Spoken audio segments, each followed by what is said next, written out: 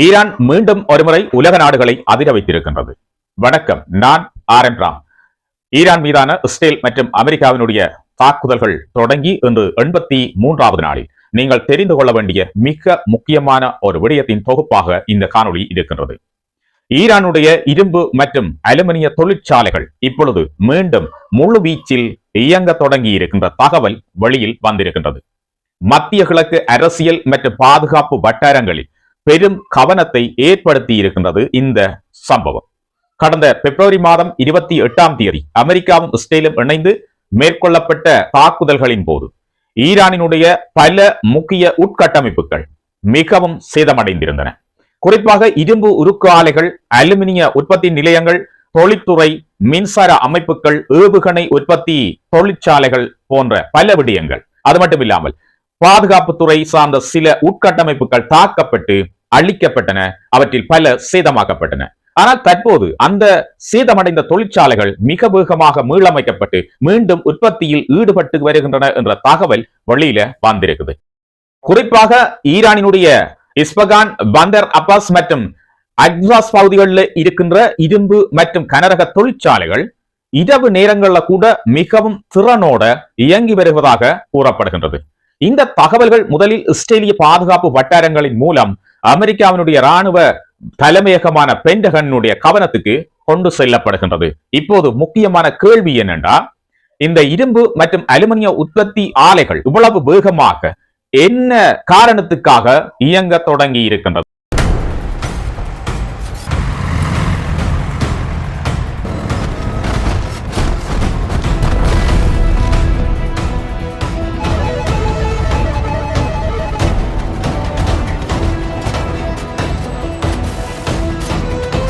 பல்வேறு ஆய்வாளர்களினுடைய கருத்துப்படி ஈரான் தனது சேதமடைந்த ஆயுத உற்பத்தி மையங்களை மீண்டும் கட்டியெழுப்பும் பணிகள்ல தீவிரமாக ஈடுபட்டிருக்கின்றது. ஏவுகணை உற்பத்தி நிலையங்கள், ட்ரோன் தயாரிப்பு, பாதுகாப்பு கவச வாகனங்கள் மட்டுமில்லாமல் இராணுவ கட்டமைப்புகள் மற்றும் நிலத்தடி பாதுகாப்பு தளங்கள் ஆகியவற்றை மீண்டும் ஈரான் மிக பாரிய அளவில் அபிவிருத்தி செய்து வருகின்றது. குறிப்பாக ஆபரேஷன் எபிக்டோரி அல்லது அதற்கு இணையான இன்னும் ஒரு கூட்டு தாக்குதலை அமெரிக்கா மற்றும் இஸ்ரேல் தரப்பிலிருந்து மீண்டும் நிகழலாம் என்ற எதிர்பார்ப்பினுடைய அடிப்படையில ஈரான் தன்னுடைய இராணுவ தயாரிப்புகளை விரிவுபடுத்தி வருகின்றது. தற்போதைய யுத்த நிறுத்தம் போன்ற ஒரு அமைதியான சூழ்நிலையை ஈரான் மிகவும் தந்திரமாக பயன்படுத்தி கொண்டிருப்பதாக இஸ்ரேலினுடைய நுண்ணறிவு வட்டாரங்கள் எச்சரிக்கை விடுத்துள்ளன. வெளிப்படையாக அமைதியாக இருப்பதாக தோன்றும் இந்த கால பகுதிக்குள் ஈரானில் நிலத்தடி ஆயுத கிடங்குகள், பாதுகாப்பு சுரங்கங்கள், புதிய ஏவுகணை சேமிப்பு மையங்கள் மாத்திரம் இல்லாமல் இராணுவ தொழிற்சாலைகள் போன்றன ஒரு முழு அளவிலான போர் ஆயத்தங்களில் ஈடுபட்டு வருகின்றன என்ற தகவல் இஸ்ரேலுக்கு கிடைத்ததை தொடர்ந்து அதை பென்டகனுக்கு தெரியப்படுத்தி இருக்கின்றது. இதனால் அமெரிக்கா மிகுந்த கவனத்துடன் அவசரத்துடனும் இப்ப இந்த விஷயத்துல செயற்பட்டு வருகின்றது. குறிப்பாக ஈரானினுடைய அணு திட்டமே தற்போது வாஷிங்டனின் மிகப்பெரிய கவலையாக மாறி இருக்குது. அமெரிக்கா தொடர்ந்து ஈரானை பேச்சுவார்த்தை மேசைக்கு அழைத்து வர முயற்சி செய்து வருகின்றது. இதற்காக பாகிஸ்தானுடைய பல உயர்மட்ட தலைவர்களையும் பாகிஸ்தானினுடைய இராணுவ அதிகாரிகளையும் ஈரானுக்கு அனுப்பி பேச்சுவார்த்தைகள்ல ஈடுபடுமாறு இப்ப கேட்டுக்கொண்டிருக்கு. அதன் அடிப்படையில பலர் ஈரானை நோக்கி சென்று கொண்டிருக்கின்றார்கள். ஈரானிடம் உள்ள செறிவூட்டப்பட்ட யுரேனிய கையிருப்புகளை சர்வதேச கண்காணிப்பின் கீழ் கொண்டு வர வேண்டும் என்ற அமெரிக்காவினுடைய கோரிக்கை மீண்டும் இப்ப வலுப்பெற தொடங்கி இருக்குது. இந்த சந்தர்ப்பத்தை தவறவிட்டால் ஈரான் அணு ஆயுதத்தை பெற்றுக் கொள்வதை தடுக்க முடியாமல் போய்விடும் என்பது ட்ரம்பினுடைய பயம். அண்மையில் அமெரிக்க ஜனாதிபதி டொனால்ட் ட்ரம்ப் அவர்கள் ஈரான் அணு ஆயுதம் பெற ஒருபோதும் அனுமதிக்கப்பட மாட்டாது என்று எச்சரிக்கை விடுத்திருந்தார். அவர்களிடம் உள்ள செறிவூட்டப்பட்ட யுரேனியம் எப்படியும் அமெரிக்கா மற்றும் அதன் கூட்டாளிகளின் கண்காணிப்புக்குள் வரும் என்று அவர் மிகவும் கடுமையான ஒரு எச்சரிக்கையை விடுத்திருந்தார். அதே சமயம் அமெரிக்காவினுடைய கடற்படை தற்போது ஹார்மோஸ் நீரிணை மற்றும் பெர்சிய வளைகுடா பகுதிகளில் தனது கடற்படை தடுப்பு நடவடிக்கைகளை தொடர்ந்தும் வலுப்படுத்தி வருவது குறிப்பிடத்தக்கது.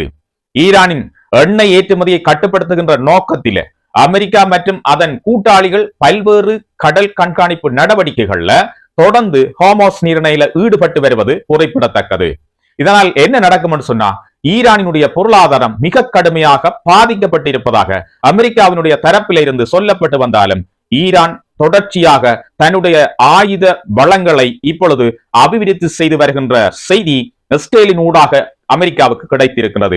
இது அமெரிக்காவிற்கு கிடைத்த மிகப்பெரிய ஒரு தலையிடியான செய்தி. இந்த யுத்த நிறுத்தம் என்ற காலப்பகுதியை ஈரான் மிக பக்குவமாகவும் மிகச்சரியாகவும் பயன்படுத்தி கொண்டு தன்னுடைய பாதிப்புக்குள்ளான இராணுவ தொழிற்சாலைகளை, இரும்பு தொழிற்சாலைகளை மட்டுமில்லாமல் இந்த இராணுவ உபகரணங்களை தயாரிக்க தேவைப்படுகின்ற அலுமினிய உற்பத்தி நிலையங்களை எல்லாம் இப்ப செப்பனிட்டு மீளவும் இரவு பகலாக தொடர்ச்சியாக இயங்க வைத்து வருகின்றதான செய்தி இப்ப கிடைத்திருக்கின்றது.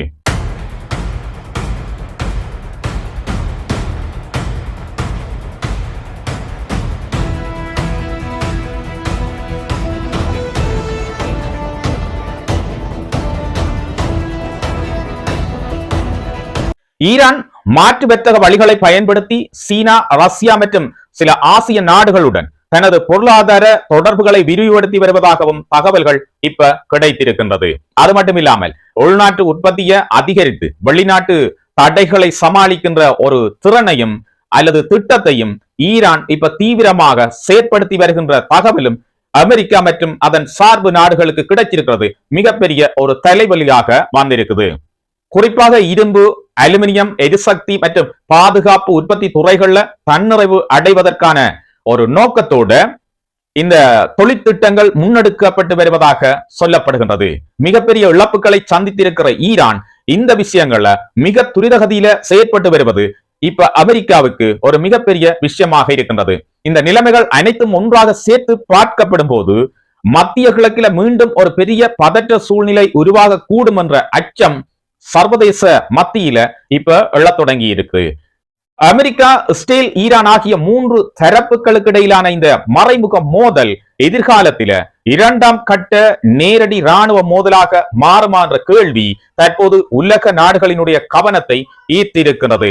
பேச்சுவார்த்தை, போர் நிறுத்தம் என்ற கால பகுதிக்குள்ள ஈரான் இந்த தொழிற்சாலைகள் எல்லாத்தையும் இயங்க செய்து இரண்டு விஷயங்களை இப்ப செய்து கொண்டு வருது. ஒன்று, தன்னுடைய ஆயுத உற்பத்திகளை தொடர்ச்சியாக செய்து கொண்டு வருகின்றது. தன்னுடைய சேதமடைந்த ஆயுத கிடங்குகள் அல்லது இந்த சுரங்கங்கள் மற்றும் ஏனைய எல்லா விடயங்களையும் சீர்படுத்தி இன்னும் ஒரு யுத்தத்தை தான் எதிர்கொள்ள வேண்டி வந்தால் அதற்கான தாயத்த நிலைகளை இப்ப ஈரான் மிக ஒரு கவனத்தோட மேற்கொண்டு வருவதை நாங்கள் காணக்கூடியதாக இருக்குது. அது மட்டும் இல்லாமல் இப்ப ஸ்ட்ரைட் ஆஃப் ஹோர்முஸ்ல அமெரிக்காவில் ஒரு முழுமையான ஒரு பிளாக்கேட் ஈரானுக்கு எதிராக போடப்பட்டிருக்கின்றது. எந்த விதமான கப்பல்களும் இப்ப ஸ்ட்ரைட் ஆஃப் ஹோர்முஸ் கூடாக நகர்ந்து ஈரானினுடைய துறைமுகங்களுக்கு செல்ல முடியாது. அங்க எந்த விதமான ஏற்றுமதி இறக்குமதிகளையும் செய்ய முடியாது என்ற தடை மிக தீவிரமாக இருக்கிறது. அமெரிக்காவினுடைய கப்பல்கள் அப்படியே சுத்தி ஹோர்முஸ்ல ஈரானை கண்காணித்து கொண்டே இருக்குது. எந்த கப்பல்களும் உள்ள போக இயலாது. அதே மாதிரி எந்த கப்பல்களும் வெளியில வர முடியாது என்ற ஒரு நிலைமை இருந்தாலும் ஈரான் மிக சாதுரியமாக இன்றைக்கு கூட 30க்கும் மேற்பட்ட கப்பல்களை இந்த ஸ்ட்ரைட் ஆஃப் ஹோர்முஸ் வழியாக எண்ணெய் மேலும் பல பொருட்களை ஏற்றிக்கொண்டு சென்றிருப்பதாக கூறப்படுகின்றது. இந்த வழியூடாக பயணிக்கின்ற ஒவ்வொரு கப்பல்களிடம் இருந்தும் பணம் வசூலிக்கப்படுகின்றதான செய்தியும் இப்ப கிடைச்சிருக்குது. இது ஏற்கனவே ஈரான் சொன்ன ஒரு விஷயம். தங்களுடைய நாடு அந்நியர்களுடைய தாக்குதலுக்கு உள்ளாகி மிக பெரிய அளவில் சேதமடைஞ்சிருக்குது. இந்த சேதத்திற்கான ஒரு மீள் கட்டுமானத்திற்கான பணத்தை இந்த வணிக கப்பல்களிடம் இருந்து பெற்றுக்கொள்ளப்படும் என்று ஏற்கனவே சொல்லப்பட்டிருந்தது. இப்பொழுது கேள்விப்படுகின்ற ஒரு செய்தி, இந்த பணிகளை மேற்கொள்வதற்கான ஒரு அமைப்பை கூட ஈரான் இப்பொழுது உருவாக்கி இருக்கின்ற செய்தி கிடைத்திருக்கின்றது. அது தொடர்பான தகவல்களை நான் அடுத்த காணொலியில் உங்களுக்கு மிக தெளிவாக தர இருக்கிறேன். ஒரு முக்கியமான விஷயம், அவர்கள் இந்த ஸ்ட்ரைட் ஆஃப் ஹோர்முஸ்ல தங்களுடைய கட்டுப்பாட்டை நிலைநிறுத்திக் கொள்வதற்கான ஒரு அமைப்பை உருவாக்கி இருக்கின்றார்கள். அந்த அமைப்பின் ஊடாக வரி வசூலிப்பு மற்றும் ஏனைய விடயங்களை செய்வதற்கான ஒரு அமைப்பாக இந்த அமைப்பு இருக்கின்றது. ஆகவே எதிர்காலத்தில் பல நாடுகளால் இந்த அமைப்புக்கு எதிரான கோஷங்கள் எழுப்பப்படலாம் அல்லது ஏற்றுக்கொள்ளப்படவில்லை என்று சொல்லலாம். ஆனாலும் இந்த ஸ்ட்ரைட் ஆஃப் ஹோர்முஸ்ல இப்ப சிக்கி இருக்கின்ற கப்பல்களினுடைய நிறுவனங்கள் சொல்ற கதை என்று சொன்னா, நாங்கள் இந்த ஸ்ட்ரைட் ஆஃப் ஹோர்முஸ்ல தொடர்ச்சியாக கப்பல்களை தரிக்க செய்து இதுல ஏராளமான பணத்தை செலவிடுவதை விட நாங்கள் ஈரானுக்கு பணத்தை செலுத்திவிட்டு ஸ்ட்ரைட் ஆஃப் ஹோர்முஸ்ல ஒரு பாதுகாப்பான பயணத்தை மேற்கொள்ளலாம் என்ற ஒரு செய்தியை இப்ப சொல்லி இருக்கிறார்கள். தொடர்ச்சியாக கப்பல்கள் போய் வருது. அமெரிக்கா ஒன்றுமே செய்ய முடியாத ஒரு நிலையில பார்த்து கொண்டிருக்குது என்றுதான் சொல்ல வேண்டும். இதுதான் இப்ப இன்றைக்கு அளவில் நடந்து கொண்டிருக்கிற முக்கியமான விஷயம். கிட்டத்தட்ட ஈரான் மிக சாதுரியமாக இந்த விஷயங்களை எல்லாம் கையாண்டு கொண்டிருக்கு என்றதுதான் நாங்கள் பார்க்கக்கூடியதாக இருக்குது. ஆகவே மிக முக்கியமான ஒரு விஷயம் நான் உங்களுக்கு தந்திருக்கிறேன். இந்த இரும்பு உற்பத்தி சாலைகள் எல்லாம் இப்ப ஈரான்ல மிக துரித கதியில இயங்க தொடங்கி இருக்குது. அலுமினிய உற்பத்திகள், இரும்பு உற்பத்திகள் அது ஏற்றுமதிக்காக இருக்கலாம். ஆனால் இந்த காலத்துல ஒரு யுத்தம் ஈரானின் மீது திணிக்கப்பட்டிருக்கின்ற இந்த காலத்துல இப்ப அடிப்பன், இன்னும் கொஞ்ச நாள்ல அடிப்பன், இந்த பெரிய தாக்குதலை செய்ய போறோம் என்று சொல்லிக்கொண்டு அமெரிக்கா இருக்கிற அந்த நேரத்துல ஏராளமான யுத்த கப்பல்களை ஈரானுக்கு சுத்தி காபர்ல விட்டுட்டு நிக்கிற இந்த சந்தர்ப்பத்துல இவ்வளவு துரிதகதியோட இந்த தொழிற்சாலைகள் எல்லாம் இயங்குவது ஈரான் இன்னும் ஒரு தாக்குதலை அமெரிக்கா மற்றும் அதன் சார்பு நாடுகள்கிட்ட இருந்து எதிர்கொள்ளும் போது அதனை மிகவும் சாதுரியமாக எதிர்ப்பதற்கும் எதிர்கொள்வதற்கும் தயாராகி கொண்டிருக்கு என்ற நியூஸ் தான் இப்ப அமெரிக்காவுக்கும் இஸ்ரேலுக்கும் ஏனைய அமெரிக்காவுக்கு சார்பான நாடுகளுக்கும் மிகப்பெரிய ஒரு பயங்கர செய்தியாக வந்திருக்குது. ஆகவே இந்த காணொலியில நான் சொன்ன விஷயங்கள் உங்களுக்கு பிரயோசனமா இருக்கும் என்று நினைக்கிறேன். மீண்டும் ஒரு புதிய உலக விவர செய்தி தொகுப்போட உங்கள் எல்லாரையும் சந்திக்கிறேன். நாளை மாலை 5:30 மணிக்கு வழமை போல எங்களுடைய இந்த செய்தி தொகுப்பு உங்களுக்காக வந்து சேரும். காணொலி தொடர்பான கருத்துக்களை பதிவிடுங்க, காணொலியை லைக் பண்ணுங்க. அப்பதான் பலருக்கு இந்த காணொலி சென்று சேர வாய்ப்பாக இருக்கும். அது மட்டும் இல்லாமல் தொலைக்காட்சி, தொலைபேசி மற்றும் கணினிகள் ஊடாக எங்களுடைய செய்திகளை வளம் நேர பார்த்த அனைவருக்கும் எனது நன்றிகள்.